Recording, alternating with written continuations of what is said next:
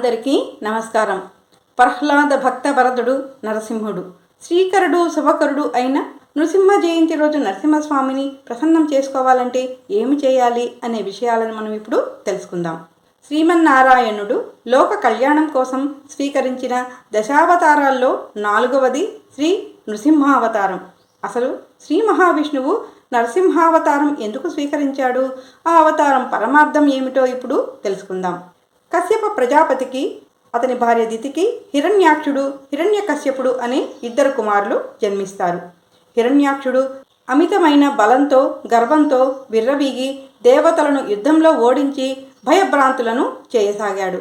చివరకు పాతాళంలో భూదేవిని సంరక్షిస్తూ ఉన్న వరాహమూర్తి అవతారంలో ఉన్న శ్రీ మహావిష్ణువును కూడా కవ్వించి యుద్ధానికి ఆహ్వానిస్తాడు.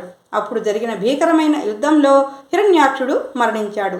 తన సోదరుని మరణంతో తీవ్ర దుఃఖంతో ఉన్నటువంటి హిరణ్యకశ్యపుడు బ్రహ్మ గురించి భీకరమైన తపస్సును మొదలుపెట్టాడు.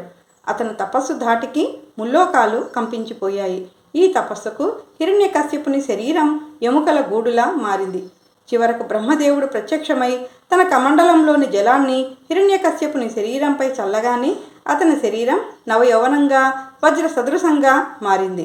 హిరణ్యకశ్యపుని తపస్సుకు మెచ్చిన బ్రహ్మదేవుడు ఏమి వరం కావాలో కోరుకోమన్నాడు. అప్పుడు హిరణ్యకశ్యపుడు ఆ విధాతకు మొక్కి తనకు గాలిలో కానీ, ఆకాశంలో కానీ, భూమిపై కానీ, నీటిలో కానీ, అగ్నిలో కానీ, రాత్రి కానీ, పగలు కానీ, దేవదానవ మనుషులచే కానీ, జంతువులచే కానీ, ఆయుధములచే కానీ, ఇంట కానీ బయట కానీ మరణం కలగకూడదని కోరుకున్నాడు. అంతటా ఆ బ్రహ్మ తదాస్తు అని వరాన్ని అనుగ్రహిస్తాడు. వరగర్భంతో రెచ్చిపోయినటువంటి హిరణ్యకశ్యపుడు బ్రహ్మ నుంచి పొందిన వరగర్భంతో హిరణ్యకశ్యపుడు ముల్లోకాలను జయించాడు. ఇంద్రసింహాసనాన్ని ఆక్రమించాడు. పంచభూతాలను నిర్బంధించాడు. మహర్షుల తపస్సును భగ్నం చేస్తూ సాధువులను కూడా హింసించసాగాడు.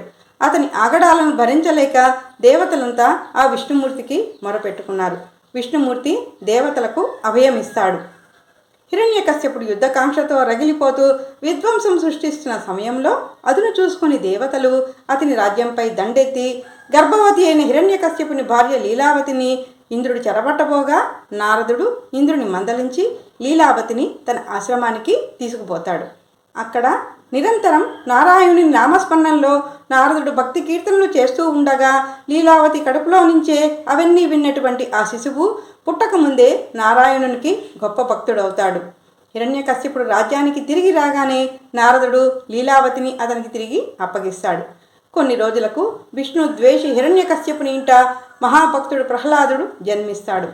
ప్రహ్లాదుడు తల్లి గర్భంలో ఉన్నప్పుడు విన్నటువంటి నారాయణ భాగవత కథల వాసన వలన పుట్టుకతోనే ఆ శ్రీమన్నారాయణునికి పరమ భక్తుడవుతాడు. నోరు తెరిస్తే శ్రీహరినామం తప్ప మరొకటి ఉండేది కాదు. హిరణ్యకశ్యపునికి కంటకంగా మారినటువంటి ప్రహ్లాదుని చూస్తుంటే హిరణ్యకశ్యపునికి ఎంతో బాధగా ఉండేది. ప్రహ్లాదుని చేత విష్ణు భక్తి మాన్పించాలని, శ్రీహరినామం ఉచ్చరించకుండా చేయాలని అతన్ని ఎన్నో హింసలకు గురి చేసేవాడు. చివరికి ఎక్కడ ఉన్నాడు రాని శ్రీహరి, ఈ స్తంభంలో ఉంటాడా, చూపించు అని ఆగ్రహంతో తన చేతిలోని గదతో స్తంభాన్ని విరగకొట్టుతాడు. వైశాఖ శుద్ధ చతుర్దశి సాయం సంధ్యా సమయంలో దిక్కులు పిక్కటిల్లేలా పెద్ద శబ్దంతో స్తంభం నుంచి నారసింహుడు ఉద్భవించి హిరణ్యకశ్యపుని సంహరిస్తాడు.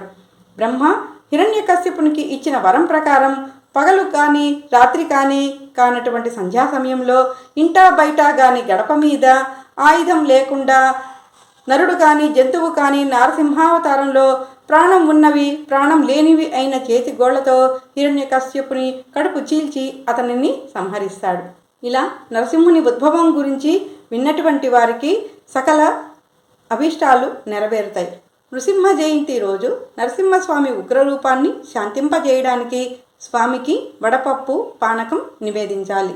అలాగే శ్రీ లక్ష్మీ నృసింహ కరావలంబ స్తోత్రాన్ని కూడా పఠించాలి. ముఖ్యంగా ఎవరికైనా కోర్టు సమస్యలు, తీరని కష్టాలు ఉంటే నృసింహ జయంతి రోజు ఆలయంలో స్వామిని దర్శిస్తే సమస్యలు తీరుతాయి.